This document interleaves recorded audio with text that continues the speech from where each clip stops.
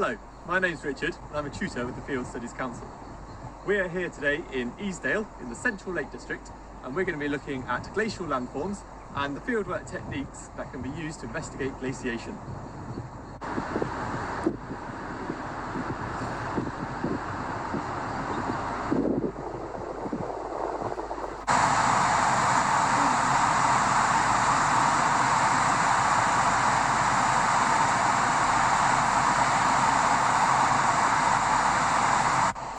Measuring the orientation of landforms and sediment can be a really useful tool to help reconstruct glacier ice flow directions.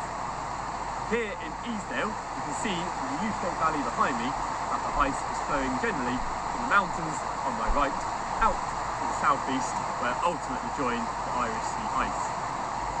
We can also use small-scale features such as striations and till to help reconstruct ice flow on a much smaller scale. Looking at this area of exposed bedrock, you may be able to see there are these faint linear features across the rock. These are striations. As you may remember, a glacier will erode by either plucking or abrasion. In this instance, we've had abrasion occurring over this rock. Now, this bedrock is predominantly made of soft volcanic ash. Up in the quarry where our glacier originated, over here, the bedrock is much harder pyroclastic rocks. These hard pyroclastic rocks have probably slid over this softer rock, being able to abrade it and leave these scratches behind. You may also notice on this piece of bedrock there are these round features as well. Now, the rock in this part of the Lake District, as I've just mentioned, is mainly volcanic in origin. So most of this rock is soft volcanic ash that's erupted from a nearby volcano. The round pieces are lava bombs that have been ejected from that volcano as well. These will have flown through the air and landed in the volcanic ash. The round lava bombs have been left raised and more exposed because they are a harder rock than the ash. So when my glacier has slid across here, the subglacial debris that's been abrading this rock has found it much more easy to erode the soft volcanic ash and left these lava bombs protruding away. Striations are a really useful feature for us to study. They tell us a couple of things about our glacier. Now, a striation is going in the direction our glacier was moving.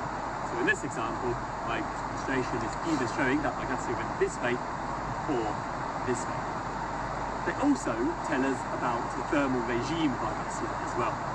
In order to get a striation, the glacier must have been sliding across this rock.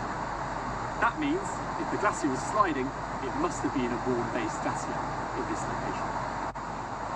The striations on this rock are mostly pointing in one direction, and in a moment we'll have a go at measuring them. You may find sometimes though, you have striations which are crossing over each other and pointing in two different directions. If you find this, you may have a period where your ice has retreated and then re-advanced in a slightly different direction. Before you measure striations, it's really important that you're confident you know what you're looking at. Sometimes striations can be confused with cracks in the rock.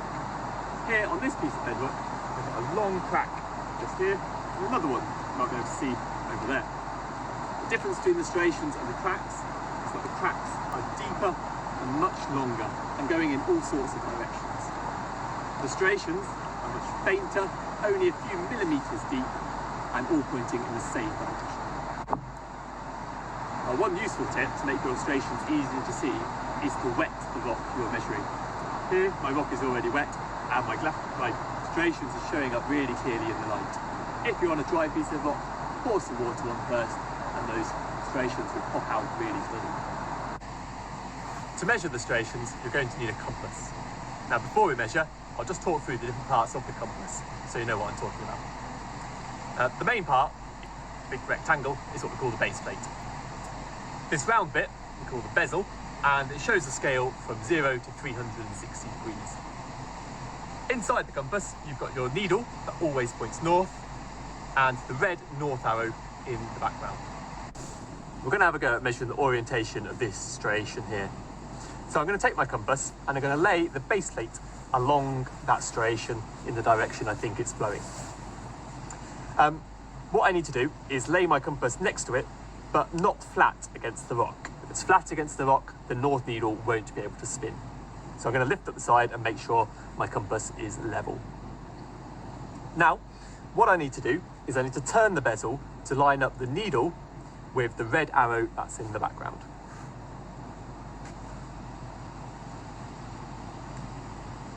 There we go. So they're both lined up. The needle is directly above the arrow in the background. Now that everything's matched, lined up, I need to read off my orientation. And I can do that just here at this point on the bezel.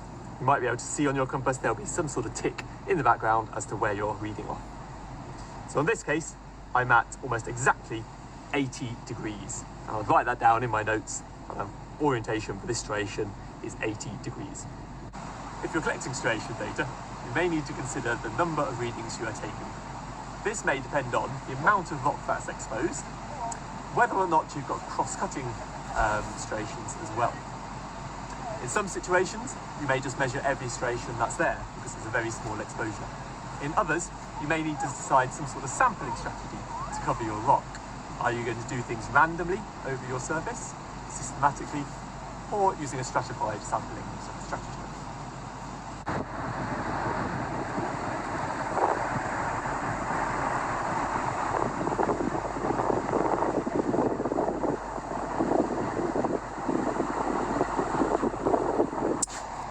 As well as small-scale features like striations, you can also measure the orientation of features that are much larger, like this Roche-Moutonnet here, or even drumlins.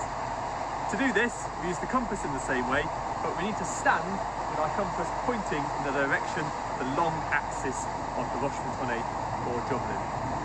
Once I've got it lined up, I just need to turn my bezel again, line up my arrow and my needle, and then read off my orientation in the exact same way.